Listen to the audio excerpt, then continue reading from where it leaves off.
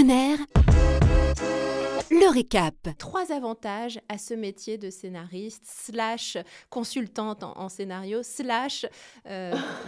gérante d'une boîte de production. Ce sont des métiers assez différents, donc je vais me concentrer sur scénariste, consultant de scénario. D'abord. Ok, C'est ouais. quand même mon truc principal. On fait ce qu'on aime, ce n'est pas négligeable. Il y a une liberté qu'on n'a pas si on était salarié ou dans un bureau, etc.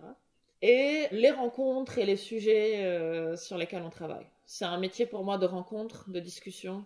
Et ça, c'est quelque chose que j'aime beaucoup particulièrement. C'est vrai que ça donne envie. Ok. À l'inverse, 3 inconvénients quand c'est plus difficile. L'instabilité, surtout au début, en tout cas, les premières années. Les longues heures. Oui. Le fait de pas avoir de vacances en général. C'est-à-dire que les gens font une semaine de 35 heures. Moi, 35 heures, c'est souvent mes vacances. D'accord. Bon, moi, j'adore... je travaille beaucoup peut-être, mais c'est vrai, je suis vraiment ce qu'on appelle une workaholic un peu. Mais une semaine type, pour moi, c'est à peu près 50 heures. Ah D'accord, oui, ok. Alors, on en a parlé, on en a touché 2 mots, mais le salaire pour un scénario, ça dépend du projet. Ça dépend du projet, ça dépend du producteur, ça dépend vraiment du profil. Ça peut... Enfin, il y a des gens, mais je déconseille quiconque de faire ça, mais je connais des gens qui ont vendu les droits de leur scénario à même pas 10 000 euros, c'est ridicule. Ok. Parce que ça, c'est comme si tu travaillais pour... 1 centime par heure, quoi. C'est vraiment ridicule. Ouais, mais non, en général, quand même, on est plutôt aux alentours... Pour un scénario, on est aux alentours de 30 000. 30 000 Ok. Et ça, tu parles pour le cinéma ou pour la télé? Est-ce qu'il y a une différence entre cinéma et télé? Et plateforme, maintenant, en plus, il y a les plateformes. Oui, il y a une différence. Les plateformes, on prend plus parce que derrière, on n'a pas de royalties. Okay. Ah, ok. Ouais. Ça, c'est pas... On ne sait pas, ça. On prend parfois le double, pratiquement, de ce qu'on aurait... Oui. Il n'y a pas de royalties derrière, il n'y a aucun moyen de contrôle. En plus, les plateformes, aujourd'hui, sont vraiment maîtresses de leur contenu. C'est-à-dire que tu peux tourner ton film, etc. Elles peuvent décider de le mettre dans un placard, de faire en sorte que l'algorithme ne le montre pas trop. Enfin, et la place de l'auteur n'est pas aussi valorisée. Je ne peux pas dire valorisée, non, c'est pas vrai, mais d'un point de vue financier, en tout cas, c'est beaucoup plus intéressant de demander plus au départ, parce que derrière, on récolte moins. Ok. Ouais, c'est intéressant à savoir, ça. Ouais. D'accord. Est-ce que, alors, dans ce métier, il y a une évolution possible quand tu es scénariste? Est-ce que tu peux évoluer vers, je sais pas, réalisateur, actrice, peut-être?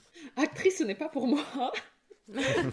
Mais, par exemple, Pascal, qui est ma co-scénariste sur la série qu'on crée, là, elle est comédienne aussi. Donc oui, c'est très possible de faire les deux. Ouais. Scénariste réal, c'est un parcours assez vu. Ça se passe très souvent. Ouais. Donc, c'est possible de passer à réalisateur, quoi. Oui, c'est possible. Okay. C'est possible de passer de scénariste à prod, de producteur à scénariste.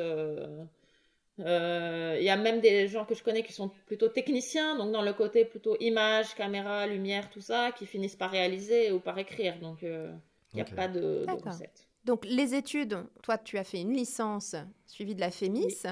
Est-ce qu'il y a un autre moyen de devenir scénariste sans passer par la FEMIS? Bien sûr. Alors, il y a plusieurs formations en France de scénario, dont celle du CEEA, qui est très très bonne, le conservatoire d'écriture, et qui a vraiment, je pense, le vent en poupe pour la série aussi. Après, il y a des formations plus licence master, mais en général, ce sont des structures privées. D'accord. Donc, ça n'a pas exactement le même coût, je pense. Et aussi, derrière, ils n'ont pas toujours les mêmes moyens. Et enfin, troisième truc quand même, et je pense que c'est important de le dire, il y a beaucoup d'autodidactes. Ok. Et on peut y arriver, même en étant on peut y arriver, mais après, il faut vraiment apprendre de soi-même. Il faut vraiment lire les livres de dramaturgie, s'entraîner. C'est que l'entraînement qui fait qu'on apprend.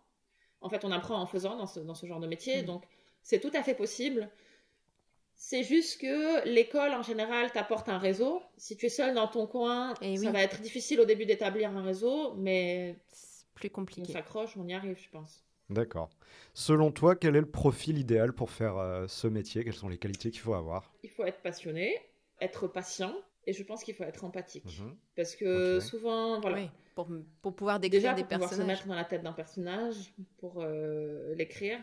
Le scénario, c'est très différent du roman aussi. Par exemple, c'est que le scénario, c'est que ce que l'on voit. Donc, si on veut décrire l'état psychologique d'un personnage à travers ses gestes seulement, et la manière dont il parle, etc., il faut quand même réussir à se mettre dans sa peau. Donc, ça nécessite de l'empathie. Et aussi, quand on écrit avec des réalisateurs dont c'est l'idée originale, très souvent, quand même, on est un peu les psys. Donc, c'est intéressant, ça. Ah ouais, comme tu disais qu'il y avait un peu de soi dans chaque idée. Ouais, ça...